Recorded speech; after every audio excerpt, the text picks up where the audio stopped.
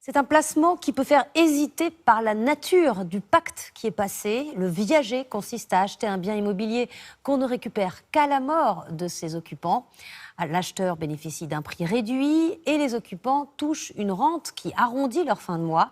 La formule séduit de plus en plus d'investisseurs. Reportage de Julien Duponchel et Régis Maté.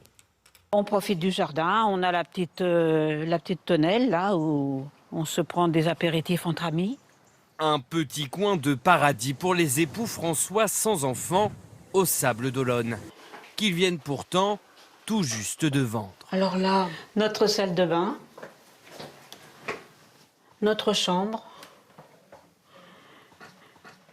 et une deuxième chambre. Je fais office de bureau. Au total, 110 mètres carrés vendus, mais qu'ils ne sont pas prêts de quitter. Pour eux, pas question de déménager, car ils ont opté pour une vente en viager. Quelques dizaines de milliers d'euros à la signature et une rente de 349 € chaque mois à vie. De quoi améliorer leur quotidien. On va peut-être partir plus souvent en vacances. Avant, on partait au minimum 2 fois par an. Maintenant, on pourrait peut-être passer 3 à 4.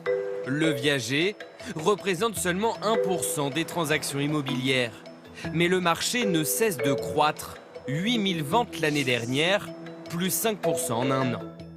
Première région concernée, l'Île-de-France, qui concentre 40% des transactions et 25% en Provence-Alpes-Côte d'Azur.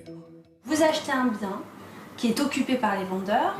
Les vendeurs resteront vivre chez eux autant de temps qu'ils le souhaitent. Au niveau des charges, on est comme sur un bailleur classique. Ce jour-là, Jérôme Roger s'apprête à finaliser l'achat d'un viager. Car l'opération peut s'avérer très intéressante pour les acheteurs. Par exemple, prenons un 3 pièces au cœur d'une grande ville estimée à la vente à 235 000 €. Sa propriétaire, une femme de 81 ans, souhaite le vendre en viager. Pour cela, son espérance de vie est calculée et estimée à 11 ans. Avec toutes ces informations, un agent immobilier calcule une décote. Le prix du bien passe de 235 000 € à 143 724 €. Une partie de cette somme est versée comptant dès la signature et l'autre sous forme de rente chaque mois tant que le vendeur est en vie. De quoi séduire Jérôme Roger qui en est à son 3e achat en viager. Un placement financier beaucoup moins risqué que des actions en bourse selon lui. Quand on fait un placement boursier, on ne maîtrise pas ce qui se passe à l'autre bout de la planète qui peut entraîner un crack demain matin. Et si on se dit on fait un placement sur une assurance vie et qu'on veut retirer son argent dans 10 ans et qu'au bout de 9 ans il y a un crack, on ne récupérera pas son argent. Des clients comme Jérôme Roger, cet agent immobilier en voit de plus en plus. Si le viager peut être financièrement intéressant pour les acheteurs, il repose avant tout sur la durée de vie des vendeurs. Le risque reste assez maîtrisé. C'est l'escompte de gain qui est aléatoire. Il met en place un virement automatique et ça s'arrêtera quand ça s'arrêtera.